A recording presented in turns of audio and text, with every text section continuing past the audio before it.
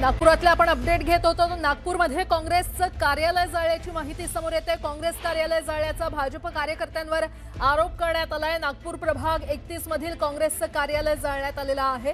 काँग्रेस उमेदवार शिवानी चौधरी यांचं हे कार्यालय आणि त्यांचं हे कार्यालय जाळण्यात आलं असल्याचं समोर येते. तशी माहिती समोर येते. भाजप कार्यकर्त्यांनी हे कार्यालय जाळल्याचा आरोप काँग्रेसकडून करण्यात आलेला आहे. आणि या संदर्भात अधिक माहिती देत आहेत आमचे प्रतिनिधी उदय तिमांडे. तिथून आपल्यासोबत जोडले गेलेले आहेत. उदय, नेमकं काय घडतंय? काँग्रेसचं हे कार्यालय जाळल्याचा आरोप भाजप कार्यकर्त्यांवर करण्यात आलाय. काय घडतंय?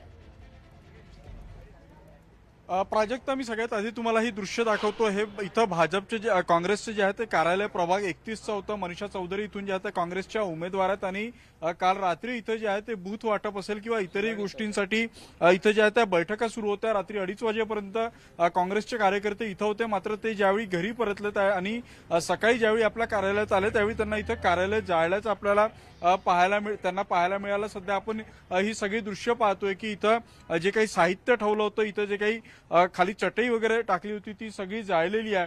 काँग्रेस कार्यकर्त्यांचा आरोप आहे की ही सगळी जाळपोळीची घटना भाजपच्या कार्यकर्त्यांनी केलेली आहे. काही इथं त्यांचे कार्यकर्ते देखील आपल्या सोबत आहेत, त्यांच्याशी देखील संवाद साधूया.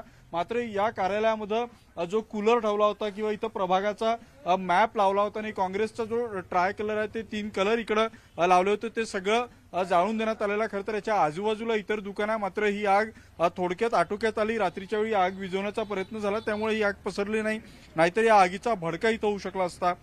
छोटू भोयर आहेत काँग्रेसच्या कार्यकर्ते आपल्यासोबत. भाऊ, हे कधी झालं नेमकं? तुम्हाला याची कधी माहिती मिळाली आणि कोणावर तुमचा हा सगळा आरोप आहे? रात्री 2:30 वाजेपर्यंत काँग्रेस पक्षाचे सर्व कार्यकर्ते या ठिकाणी आपलं नियमित काम करून राहिले होते. सकाळी मतदानासाठी सर्वांना लवकर उठायचं होतं. सर्व कार्यकर्ते घरी गेल्यानंतर या ठिकाणी भारतीय जनता पार्टीच्या कार्यकर्त्यांनी इथे आग लावण्याचा प्रयत्न केला.